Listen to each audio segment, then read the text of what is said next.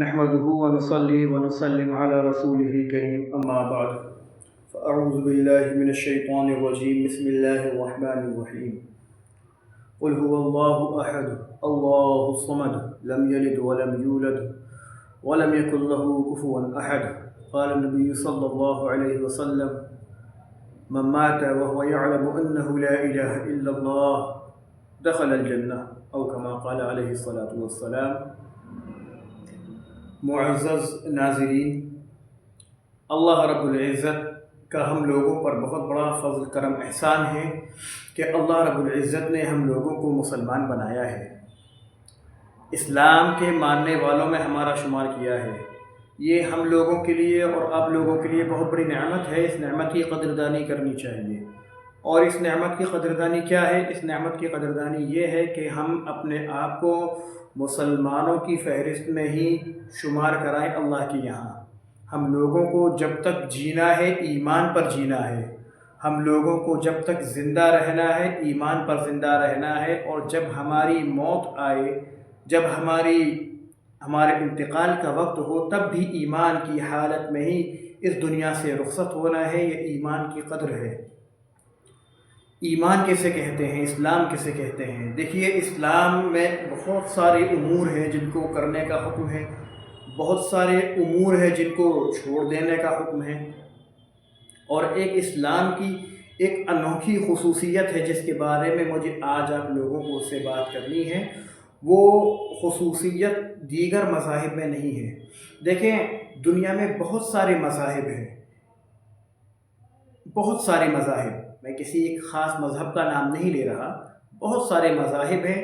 ان میں خداؤں کو، ان کے اپنے معبودوں کو وہ پوجتے ہیں، ان کی عبادت کرتے ہیں۔ اسی طرح سے وہ لوگ اپنے خداؤں کی عبادت کرتے ہیں، ان کی عبادت کے طریقے مختلف ہیں، بہت سارے امور ہیں، بہت ساری رسمیں ہیں جن کو وہ انجام دیتے ہیں۔ لیکن اسلام کے اندر بھی عبادات کے طریقے موجود ہیں، لیکن اسلام میں ایک ایسی خصوصیت ہے جو دوسرے کسی مذہب میں نہیں ہے۔ وہ خصوصیت کیا ہے؟ وہ انوکھی خصوصیت کیا ہے؟ وہ انوکھی خصوصیت ہے عقیدہ توحید، اللہ رب العزت کو ایک ماننا، اللہ تعالیٰ کی وحدانیت کا اقرار کرنا، اللہ رب العزت ہی کو اپنا معبود ماننا اور جاننا، اور اسی عقیدے کے ساتھ دنیا سے جانا۔ یہ ہے کمال کی بات۔ اسلام کے اندر یہ ایک ایسا کمال آپ کو ملا ہے، ایک ایسا عقیدہ آپ کو ملا ہے کہ آپ دنیا کے جتنے عقیدے چاہیں، جتنے آپ مذاہب ہیں، ان کی تمام امور کو، ان کے احکام کو آپ دیکھ لیں، لیکن آپ اسلام کو سب سے زیادہ ممتاز پائیں گے اس چیز کے اندر کہ اسلام نے صرف ایک خدا کی عبادت کا تصور پیش کیا، ایک خدا کی عبادت کا نظریہ پیش کیا۔ یہ ایک ایسی خصوصیت ہے جس سے آپ تمام مذاہب کو پورا پائیں گے۔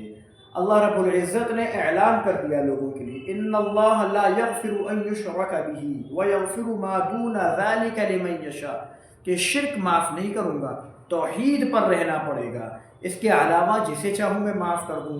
اپنی وحدانیت کو، اپنی صمدیت کو، اپنی الوہیت کو اللہ تعالیٰ نے کن الفاظ میں بیان فرمایا؟ سورۃ الاخلاص اللہ رب العزت کی توحید کو بڑے ہی عجیب اور اچھے انداز میں بیان کرتی ہے۔ قل، اے نبی جی آپ کہہ دیجئے، هو اللہ احد، وہ یعنی اللہ ایک ہے، وہ یعنی اللہ احد، ایک الوہیت ہے، ایک اللہ ہے، اس کے علاوہ میں کوئی اللہ نہیں۔ اللہ الصمد، وہ بے نیاز ہے۔ لم یلد ولم یولد، وہ کسی کی اولاد نہیں اور کوئی اس کی اولاد نہیں۔ ولم یکن لہ کفوا احد، اور اس کے برابر کوئی نہیں۔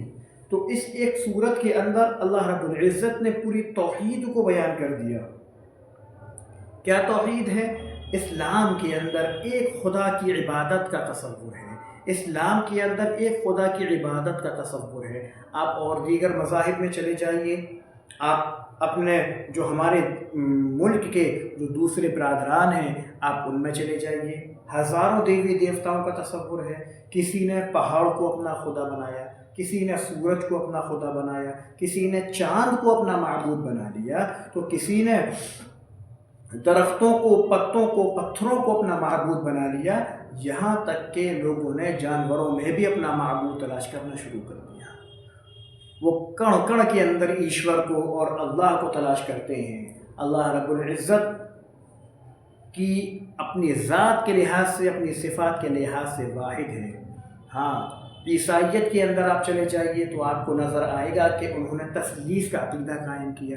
یہودیت نے بھی اسی طرح سے اپنا عقیدہ قائم کیا رب کے تعلق سے، اور اپنے نبی کو اللہ تعالیٰ کا بیٹا قرار دیا۔ اسی طرح سے اور آپ جتنے مذاہب ہیں، آپ ان سب میں جا کر کے تفتیش کیجئے تو ان لوگوں نے مخلوق کو مخلوق سے جوڑا۔ اسلام ایک ایسا مذہب ہے جس نے مخلوق کو خالق سے جوڑا، جس نے مخلوق کا رشتہ خالق سے جوڑا ہے۔ ہاں، اللہ رب العزت کے پیارے رسول صلی اللہ علیہ وسلم نے ارشاد فرمایا، من مات وهو يعلم انه لا الہ الا اللہ دخل الجنہ۔ یہ جو چھوٹا سا مضمون ہے لا الہ الا اللہ، یہ اپنے اندر بہت سارے معانی اور مطالب اپنے اندر سموئے ہوا ہے۔ ہاں، کہ اللہ ایک ہے، اس کے سوا کوئی معبود نہیں، کسی طرح کا کوئی معبود نہیں ہے۔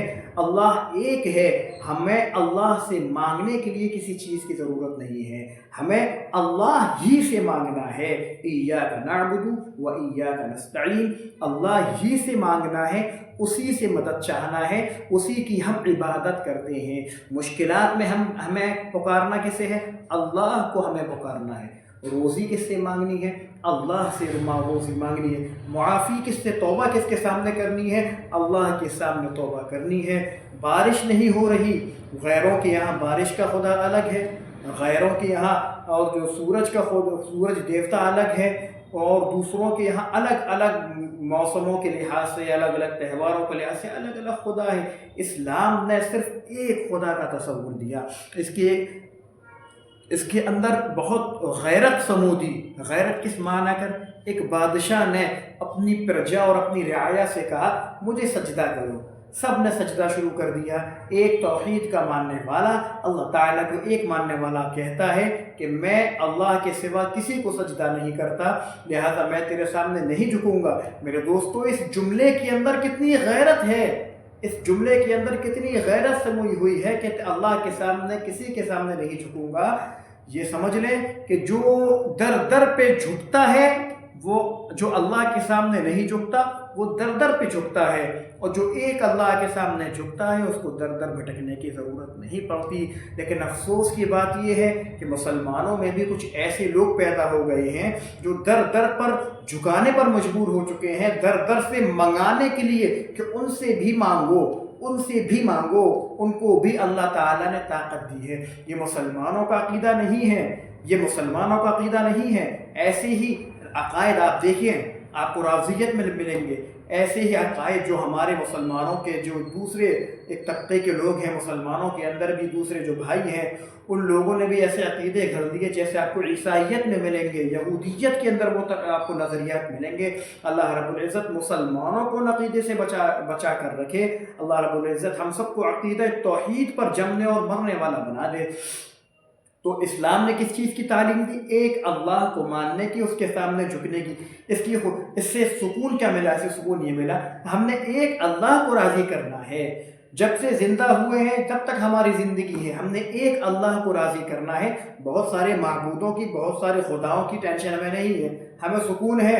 ہمارا پالنے والا، روزی دینے والا، موت دینے والا صرف ایک ہے، اسی کی ہم نے عبادت کرنی ہے، اور اسی کو ہمیں ساری زندگی میں راضی کرنا ہے، اور اسی کے ذکر سے ہمیں سکون ملنا ہے، اسی کا ہم نے ذکر کرنا ہے۔ اس نے جن چیزوں سے روکا ہے ہم نے رک جانا ہے۔ بس یہ بہت ہی مطلب یہ سمجھ لیں بہت ہی اعلیٰ درجے کی بات ہے کہ اللہ کا شکر ہے۔